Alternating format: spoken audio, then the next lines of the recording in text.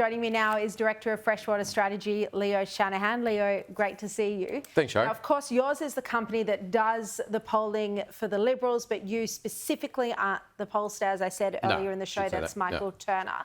But I want to ask you about this disconnect between what we're seeing in the national polls and what the seat-by-seat analysis is telling us about where this election is up to. Yeah, well, I mean, I'm not going to go into seat-by-seat. I honestly don't know. But I would say this, the national polls, there's nothing wrong with the national polls as such, that, you know, they're done by very good pollsters. I think that sometimes interpretations of national polls, though, can lead people into thinking there's necessary trends on a seat-by-seat basis that don't necessarily exist. As you've said in your editorial, it can be a much more difficult fight on a seat-to-seat basis, much more hand-to-hand combat, I guess, we're seeing in this election, for seats that perhaps have higher margins that fall outside of the classic electoral landscape. So you might have a swing of, say, 5%,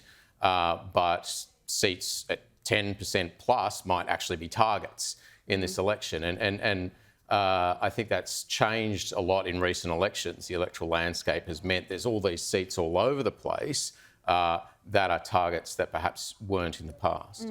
And even seats right next to each other might have completely different local issues. And one could be a target seat for the Liberal Party, but the one right adjacent to it would be, even if its margin is smaller, it doesn't hope to win. Yeah, and I think that's a lot to do with the sitting members and the makeup in those, the small differences that occur in those seats, on a demographic basis. But sitting members, the work they've put in, their recognition matters a lot.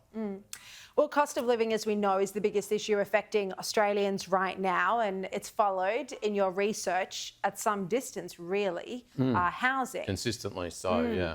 And most voters believe that Australia is heading in the wrong direction. That's 55% of Australians. Yeah. So, Leo, given these are the critical issues this campaign, why hasn't the coalition been able to fully capitalise on this? Oh, well, I think for starters, the coalition has actually done pretty well to be in this position. And at times, I think people need to sit back and recognise that fact that what, they're being asked to do is something that hasn't been done since pre-war in Australia. Since the Great Depression. Yes, exactly. So I think that, though, a couple of factors have helped Labor in the run into the campaign. The interest rate cut, I think, undeniably helped. That was, something that people could recognise. It's money in the pocket. I think competing arguments around tax some people have gone, well, they've got this, they're offering this tax cut, they're offering this tax cut. Is there any real difference between the two? And I think that as well, the framing of Peter Dutton by the Labor Party at times, this Trumpian notion hasn't really helped. So I think those are factors that have hurt.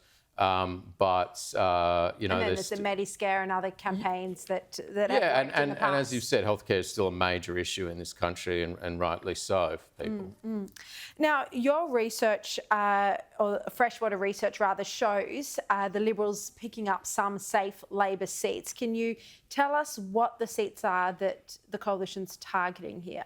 Well, I mean, look, on our last model, which was public polling we've done, which we do as well with the Financial Review, we had seats like Aston, Chisholm, McEwen in Victoria, Gilmore, Patterson, WA, Bullwinkle, and in NT, which is hard to poll, but Lingari is definitely, obviously a target there. Ryan in Queensland. So these were seats which, we've made clear on the swing to be projected. The coalition could well pick up. But it should be said, on our national polling, the coalition is short of 70 seats as well. It's picking up only about 5 or 6. Sorry, but it's short. Yeah. But, yeah. Yeah, it gets to around 66 on your national polling, based on the uniform swing. Yeah, but obviously that's the national poll, not the seat-by-seat research that we've been speaking about tonight.